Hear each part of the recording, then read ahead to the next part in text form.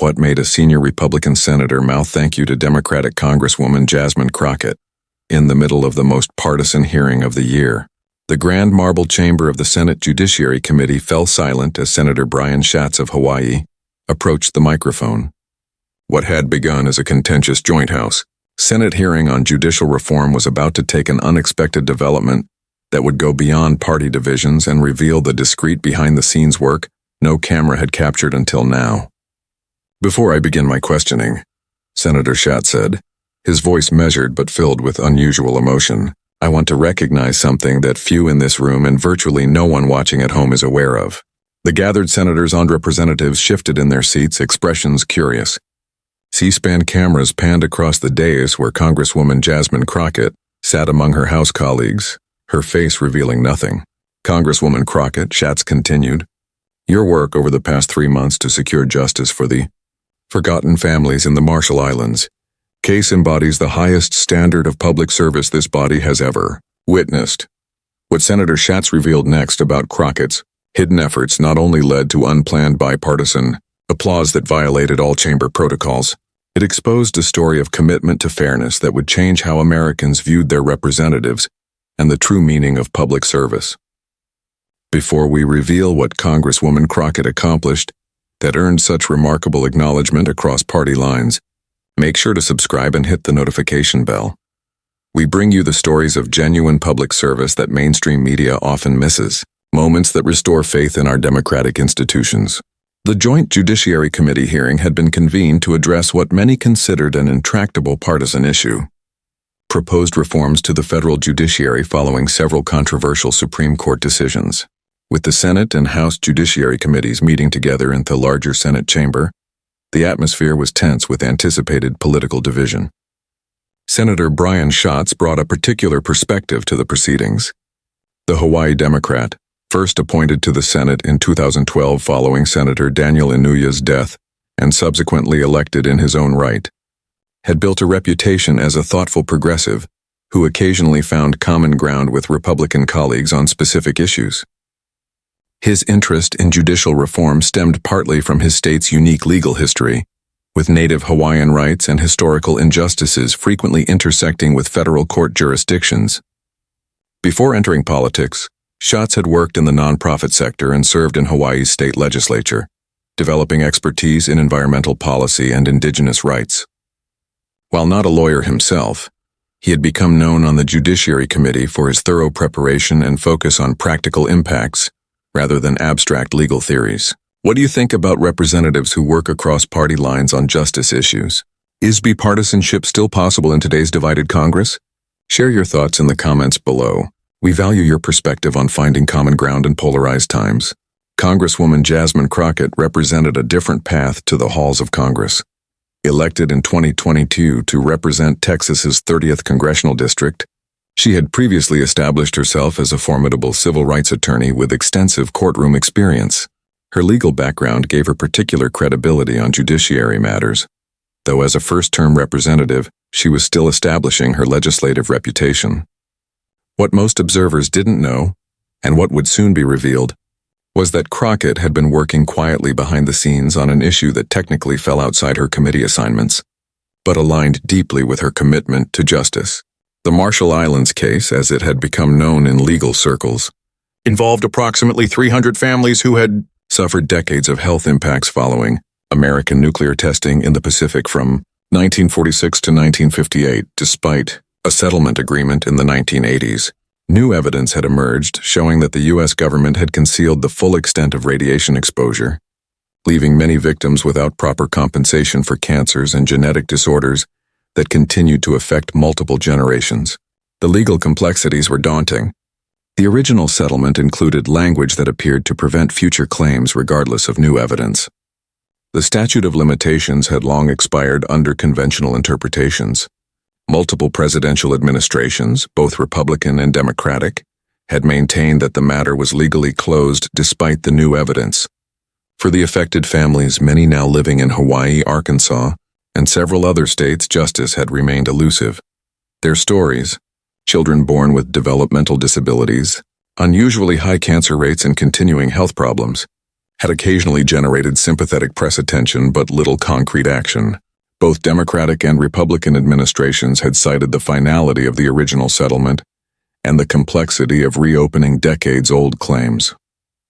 What no one in the public sphere knew was that Congresswoman Crockett, whose district included none of the affected families, had become involved after a chance meeting with a Marshall Islander community advocate during a layover at the Dallas-Fort Worth airport. Moved by their story and recognizing the legal injustice, she had quietly begun investigating potential legislative remedies. The Joint Committee hearing that day had nothing officially to do with the Marshall Islands case. It focused instead on proposed structural reforms to the federal judiciary, term limits for Supreme Court justices, ethics, standards for federal judges, and court expansion proposals.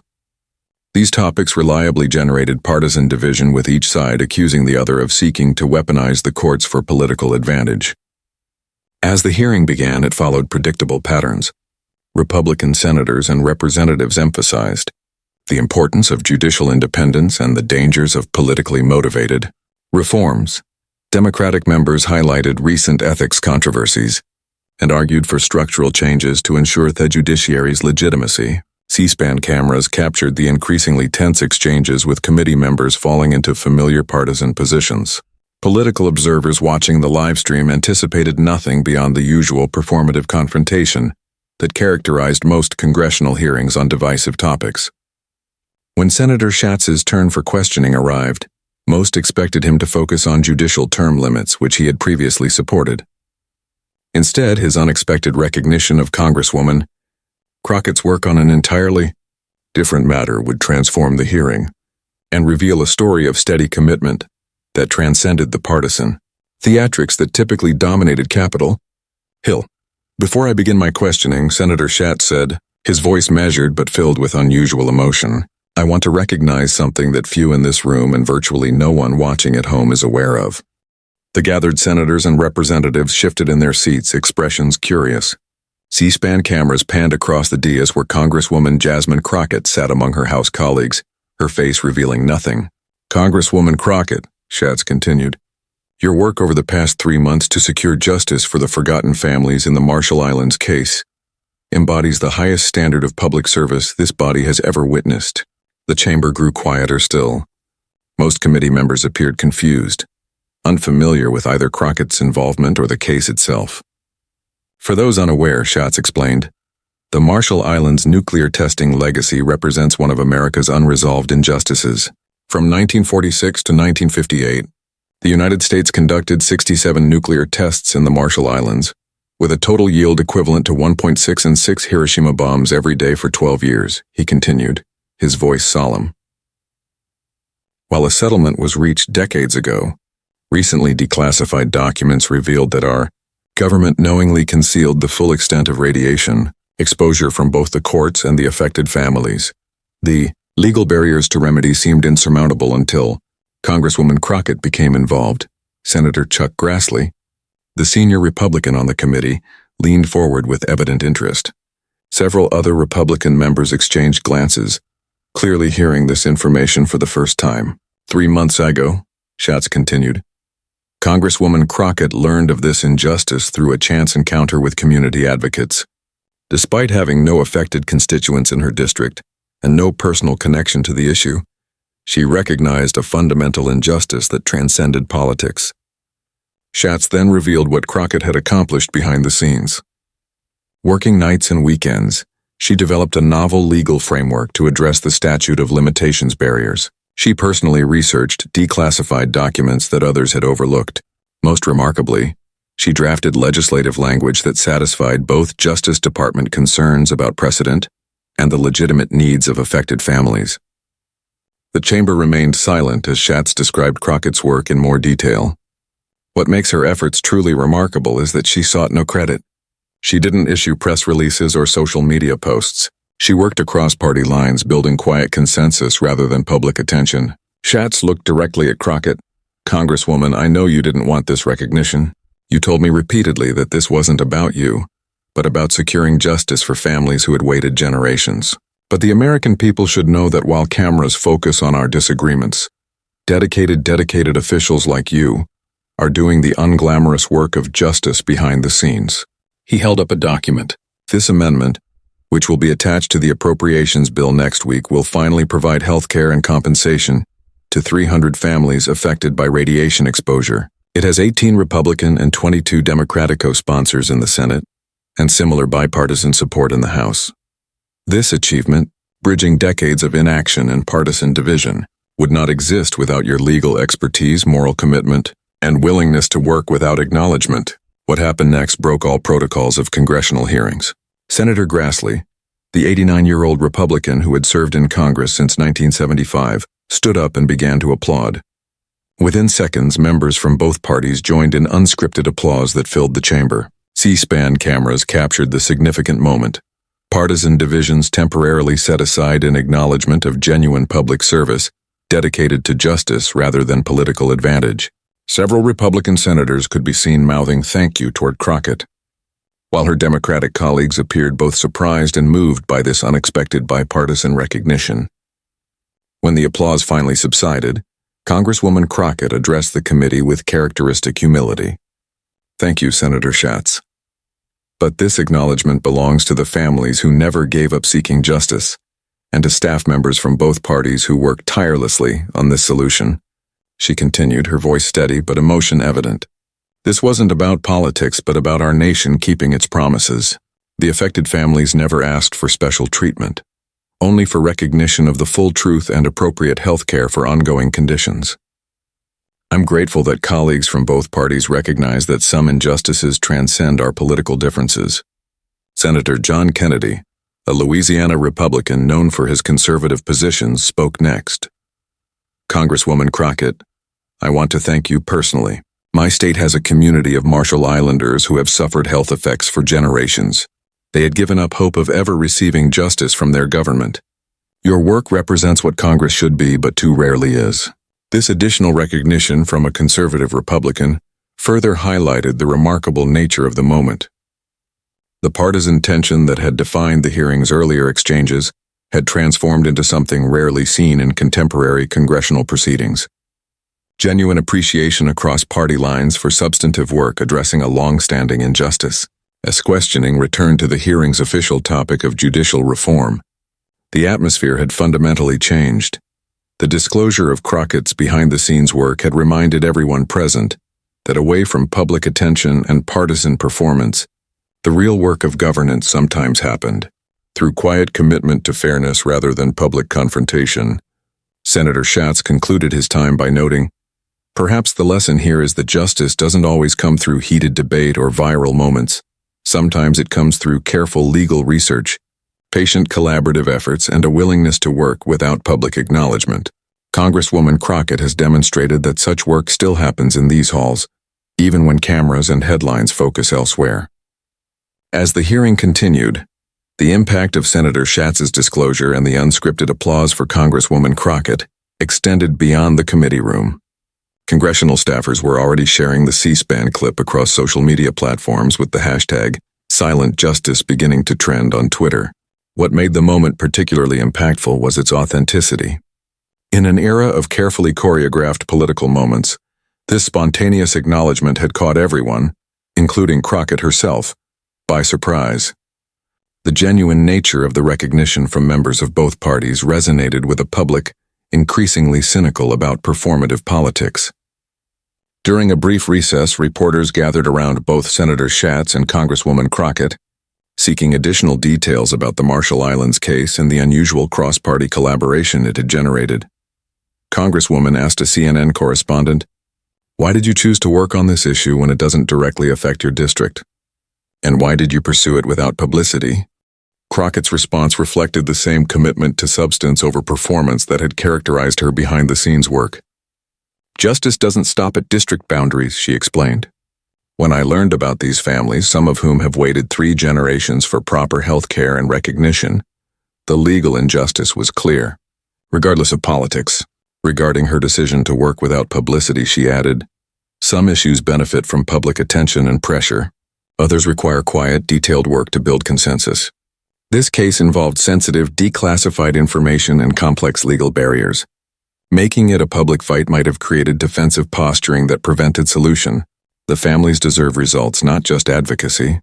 Senator Grassley, approached by Fox News, offered his perspective on why Republicans had joined the effort. This wasn't about expanding government or creating new entitlements, the conservative Republican explained. This was about America keeping its word and acknowledging documented facts. The declassified evidence Congresswoman Crockett uncovered showed clear government knowledge that hadn't been disclosed during the original settlement negotiations.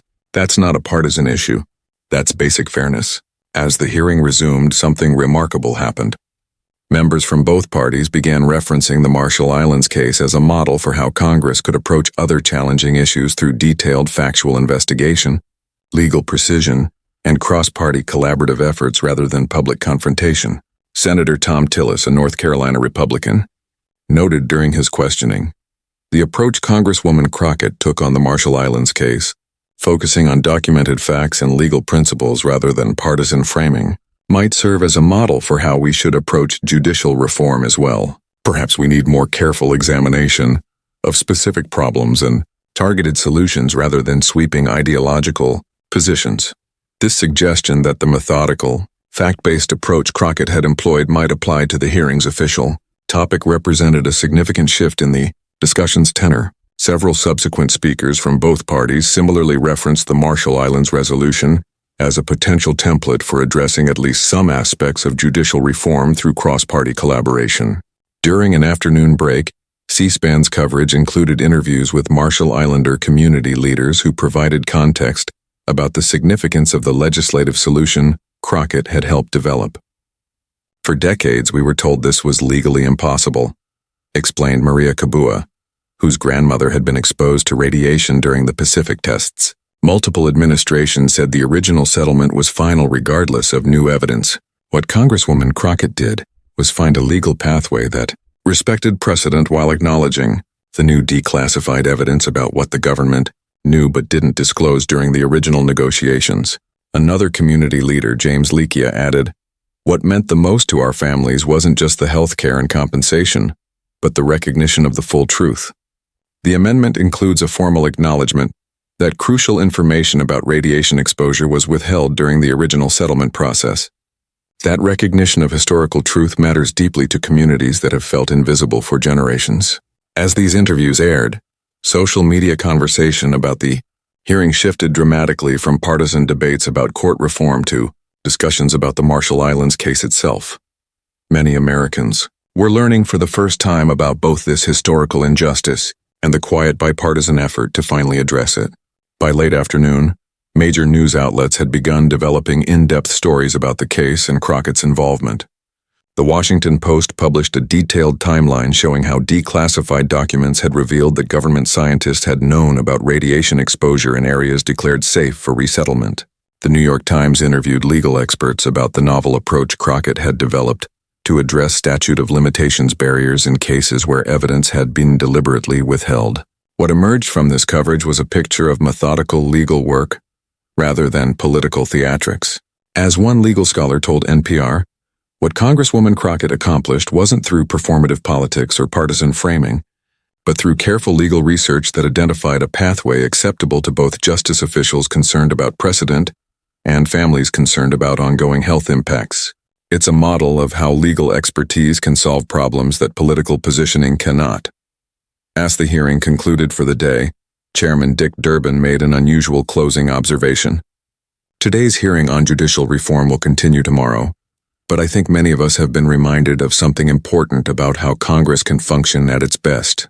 Beyond camera-ready moments and partisan divisions, the quiet work of justice continues through dedicated officials willing to focus on facts, law, and human impact rather than political advantage. This closing comment, acknowledging how the unexpected disclosure about Crockett's work had influenced the entire hearing, reflected the profound impact of Senator Schatz's acknowledgement and the unscripted applause it had generated. What had begun as a predictably partisan hearing had transformed into a reminder that genuine public service sometimes happened in the spaces between political performance. The impact of that remarkable congressional moment extended far beyond the immediate hearing. In the days and weeks that followed, the story of Crockett's work on the Marshall Islands case and the bipartisan response it generated became a reference point in discussions about congressional functionality and public service. Major news outlets published in-depth features exploring both the historical injustice and the behind-the-scenes process through which Crockett had built an unlikely coalition. These stories revealed additional details about her approach that further illustrated her commitment to substance over performance. The Associated Press reported that Crockett had spent her own congressional recesses traveling to Arkansas and Hawaii to meet directly with affected families, gathering first-hand accounts and medical documentation without press attention. The Los Angeles Times revealed that she'd personally requested temporary assignment to a House subcommittee working on compensation issues, specifically to gain jurisdiction to work on the Marshall Islands case, despite it not affecting her district. Perhaps most significantly, a 60-minute segment highlighted how Crockett had approached potential Republican allies. Rather than beginning with policy positions, she had shared the declassified documents and family testimonies, allowing the human impact and factual record to speak for themselves before discussing potential solutions. This approach, leading with documented facts rather than partisan framing, had created space for members of both parties to respond to the underlying injustice rather than political calculation. 1 week after the hearing, the amendment addressing the Marshall Islands case passed with overwhelming bipartisan support, 91-9 in the Senate and 308-53 in the House. President Biden signed it into law during a ceremony attended by affected families and congressional supporters from both parties. The legislation established a specialized health care program for radiation-related conditions and compensation for documented cases, while also formally acknowledging that crucial information had been withheld during the original settlement negotiations. At the signing ceremony, speakers from both parties emphasized the approach that had made this resolution possible after decades of inaction. Senator Lisa Murkowski, an Alaska Republican who had become a key supporter, noted, "This legislation succeeded because Congresswoman Crockett approached it not as a political issue, but as a human one. She presented documented facts, legal analysis, and family testimonies that transcended partisan perspectives. The result is a solution that addresses a historical injustice while respecting legal principles important to members of both parties. For the affected families, the impact was both practical and deeply meaningful. The health care program would address ongoing medical needs that had burdened multiple generations. The formal recognition of withheld information provided a measure of historical truth many had sought for decades. Most importantly, the legislative solution demonstrated that their government could eventually fulfill its moral obligations, even if that fulfillment came late and required remarkable effort from dedicated advocates. Beyond the specific case, the incident influenced broader conversations about congressional effectiveness in public service. Political scientists noted how Crockett's approach contrasted with the performance-oriented model that dominated contemporary politics. By working without cameras, building factual records before seeking publicity, and approaching potential allies through shared values rather than partisan framing, she had achieved concrete results on an issue that had resisted resolution for generations. Georgetown University hosted a symposium titled Beyond Partisan Performance: Models of Effective Governance in a Divided Era, which featured the Marshall Islands case as its central case study. The event brought together scholars, congressional staff, and community advocates to examine how Crockett's approach might apply to other seemingly intractable issues. Professor Jennifer Lawless, a leading congressional scholar, observed during the symposium, "What makes this case study particularly valuable is that it demonstrates an alternative pathway to legislative success in a polarized environment. Rather than public pressure campaigns or partisan messaging, Congresswoman Crockett employed careful fact-based development, legal precision, and values-based collaborative efforts that created space for cross-party collaboration on an issue with clear moral dimensions. For congressional staff members, the case offered practical lessons about effective advocacy beyond partisan performance. Legislative directors from both Republican and Democratic offices participated in workshops examining how the Marshall Islands resolution had moved from seemingly impossible to overwhelmingly bipartisan through specific strategies. Thorough documentation before publicity, direct engagement with affected communities, precise legal analysis addressing concerns from all perspectives, and framing based on shared values rather than partisan positioning. Press attention of Congress itself showed subtle shifts following the incident. While partisan confrontation still dominated headlines, major outlets began devoting more attention to the quiet work happening beyond cameras. Bipartisan efforts on issues from veterans' health care to infrastructure that employed similar approaches to the Marshall Islands resolution. These stories didn't generate the viral attention of political division, but provided a more balanced picture of congressional functionality amid division.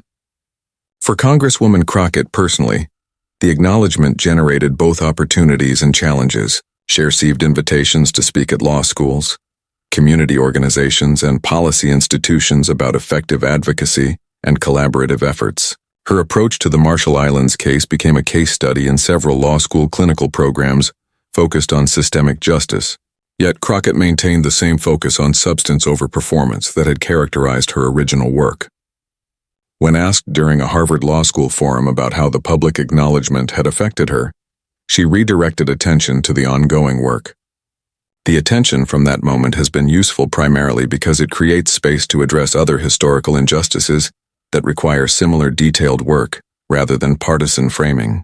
There are numerous issues from toxic exposure cases affecting veterans to infrastructure needs in rural communities that could benefit from the same approach of detailed documentation, legal precision, and values-based collaborative efforts. She added, "The most meaningful outcome hasn't been personal acknowledgement, but seeing how this model can be applied elsewhere. Several colleagues from both parties have approached me about collaboration on issues that have resisted partisan solutions, but might yield to fact-based, values-oriented approaches. That's the real legacy of this work, demonstrating that governance can still function across division when we begin with documented facts and shared values, rather than partisan positioning." Senator Schatz, whose unexpected acknowledgement had initiated the viral moment, reflected on its significance during a podcast interview 6 months later. "What struck me about Congresswoman Crockett's work wasn't just the outcome, but the process. In an era when social media visibility and partisan confrontation seemed to define political success, she chose a different path. Detailed documentation, legal precision, and quiet collaborative efforts focused on concrete results rather than political positioning."